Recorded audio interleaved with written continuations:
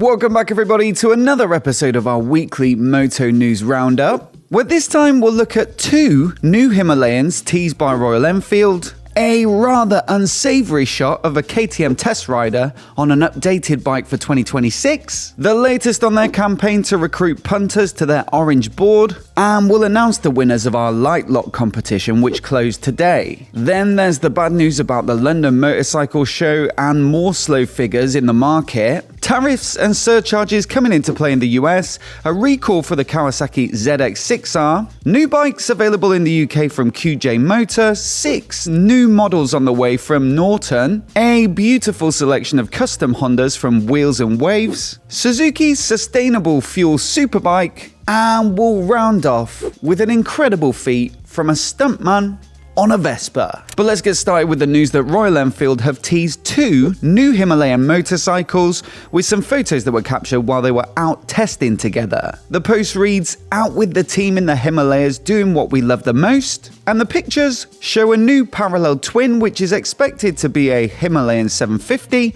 as well as a more advanced version of the electric HIMIS which was shown off a couple of years back at EICMA. So I guess for one, this confirms those spy shots that we covered a couple of months back of that parallel twin-powered Himalayan. And by the looks of things, it's fairly far down the line. So if you like the idea of a semi-retro adventure bike, something along the lines of the Moto Guzzi V85 TT, but perhaps a bit more affordable, then this one could be worth hanging on for, and presumably it'll be launched in time for EICMA in November this year. The electric version though, well, I'm not quite as sold on this one. I think adventure bikes, are meant to be all about going far, potentially going to remote locations as well. And in my experience, like when I went to Sicily to test the new Zero DSRX, well, that sort of riding just shows up all of the shortcomings of an electric powertrain. At speed, when you're doing distance work, that's when you really start to sap the range of the bike. And I'm not convinced that a lot of people would be willing to wait around for it to charge up. So I am perhaps a bit surprised to see Enfield persisting with this one because, they were working on the Flying Fleet, for example, which is built for city commuters, and that is where I think electric bikes make the most sense. Maybe though with this Himalayan version they've had a bit of a leap in battery tech, or maybe they'll position it differently as a short ride off-roader rather than a distance adventure tourer. But I'd love to know what you think of it though down in the comments below, along with that new twin. Also spied out testing this week was a 2026 version of the KTM 1390 Super Duke GT. And it seems like, well, from the looks of the pictures, the test rider didn't like it very much. It is interesting though with this bike, they announced it for 2025, it was one of their new flagship models for this year, but given that they've had all the financial difficulties and of course those 2 very long pauses in production, well, we're actually yet to see these bikes in dealers. In fact, there's not even a press bike available to test, and so it does have me wondering whether they'll just skip the 2025 version and then bring it in 2026 with this new one, or are they just going to get the first version out at some point this year and then just follow up quickly. The changes aren't particularly substantial anyway. It's got a different fuel tank shape, I believe, from our source. Slightly different bodywork. I think the luggage is new as well. But yeah, it's a little bit difficult to figure out exactly what's going on at KTM at the moment with all this kind of state of flux in production. Maybe the spy photographer could have just gone and asked that test rider if he could shed a bit more light on it. I'm sure he'd have been happy to help. Also this week, KTM announced they've succeeded in their campaign to appoint 15 of their customers to a program called the Orange Board.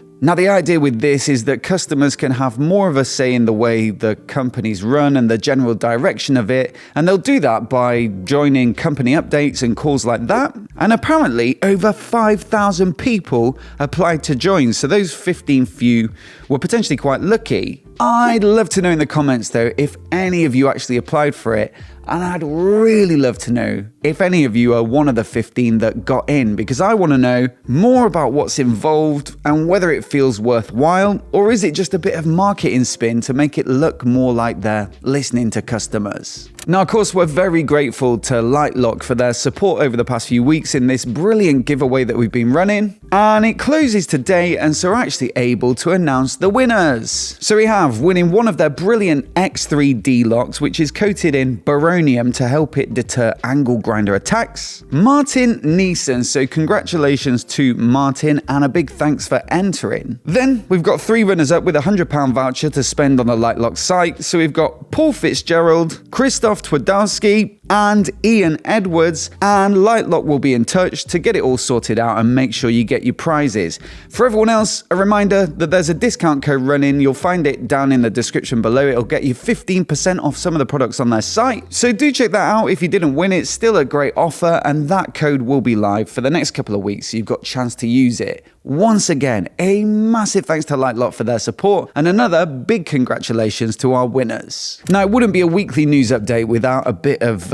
somber news, and unfortunately this week it's the London Motorcycle Show, which apparently has been closed permanently. There'll be no more London Motorcycle Shows ever again after this 2025 edition that we went to in February. Apparently the main reasons were increasing costs along with the decline in exhibitors, and I would definitely say that while I did enjoy a day out at the show this year, it has started to feel increasingly quiet over the past few iterations of it. MCN are now said to be throwing their weight behind the Motorcycle Live show, which takes place in Birmingham, and I think that might be for the best. It's always been the superior show in terms of size, and also that one runs a week or two after EICMA in Milan, so it's always going to be your first chance to see the best new bikes in the flesh in the UK. The London show being in February, it was always going to be difficult to find much new and interesting to look at, certainly to film for me, but it's the same as a visitor as well. You want to see the best new stuff. And so yeah, while it is a big shame, and I will miss going and meeting people there and making videos and stuff like that, you know, it doesn't come as a massive surprise. Let me know in the comments though if you've been to the show, and would you have kept going, or do you also think it's for the best to consolidate it with Motorcycle Live? I guess news like this is fairly commonplace at the moment though, with the general picture for the motorcycle industry looking pretty tough, and that seems to be continuing with Visor Down reporting on the latest figures in the UK from the MCIA, or Motorcycle Industry Association. For May this year, the numbers have just come in and they're 12% down on May in 2024, and that means that while they're a little better than the months prior, you know, still year to date, we're 20% down year on year. So yeah, tough times out there for dealers for sure. And Tony Campbell, CEO of the MCIA, said the market is still disappointing. It confirms how difficult trading conditions are right now, and there's clear nervousness among consumers. Whether it's ongoing global conflicts, trade and tariff issues, or general economic uncertainty,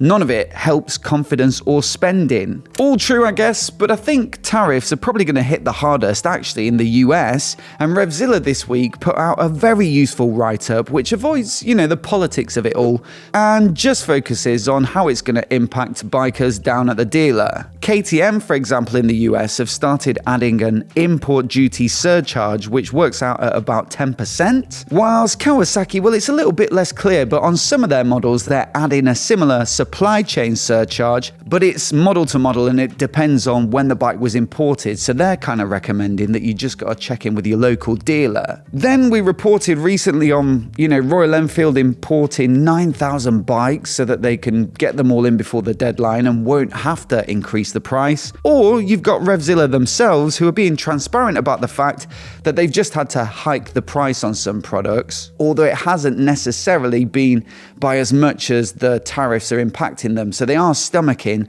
part of the cost themselves. Definitely worth a read, that one, if you want to get your head around it all in a bit more detail, and I'll link to it down in the description. Speaking of Kawasaki though, there's been a recall announced this week for their ZX6R, which does sound a little bit alarming, although it is specifically for bikes sold in the US. It specifically affects 2024 and 2025 bikes apparently, and it's definitely not one to ignore, with the possibility that the engine could seize during use. Ride Apart report that 17,792 bikes could be affected, with the crankshaft bushing potentially being damaged due to over-torquing the bolts that hold the crankshaft together. So yeah, definitely a stop riding your bike kind of situation, as you'd expect, and definitely get in touch with with Kawasaki support in the US if you think your bike might be affected. And I should add that there isn't really an indication that this will apply to the rest of the world yet. It doesn't seem so from some of the stuff that I've seen on Reddit. Although if I had a ZX6R, I'd probably be keeping my eyes peeled. On a more positive note perhaps, Chinese brand Chigee Motor will now have bikes available in the UK from this summer.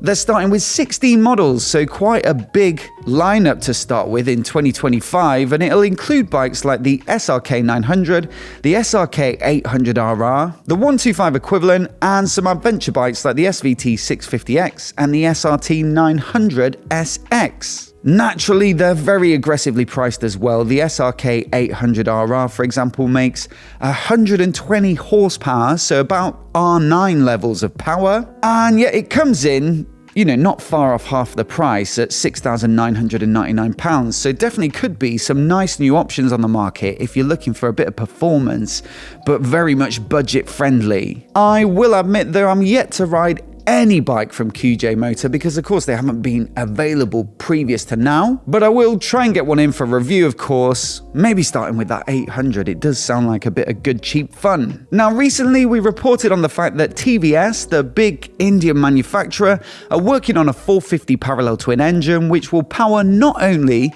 the new BMW F450 GS baby adventure bike, but also they said a new Norton Retro which is due by the end of the year. Interesting stuff. I'm definitely looking forward to seeing what a mid-capacity Norton could look like. But this week, the stakes have been upped still further with Cycle World reporting on an interview that TVS's managing director gave with an Indian TV news channel. In it, he said, I think I've mentioned 6 products before, 4 of which will be available for the summer of 2026 in the 4 European markets of the UK, plus France, Germany, Italy, and Spain. I'll make that 5, but also, of course, in India.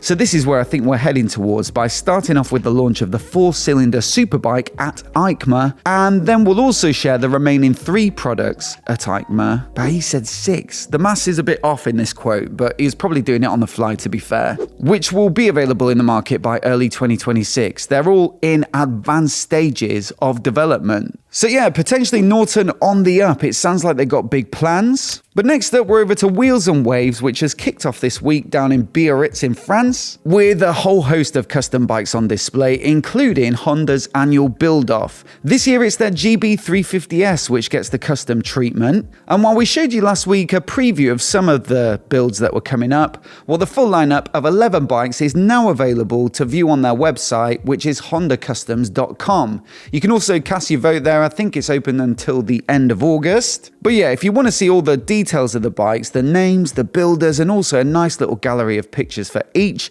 then I'll link to that down in the description below. I don't want to influence your vote at all, but if I had to share my picks of the bunch, the Silver Bullet sort of cafe racer definitely looks pretty sweet to me.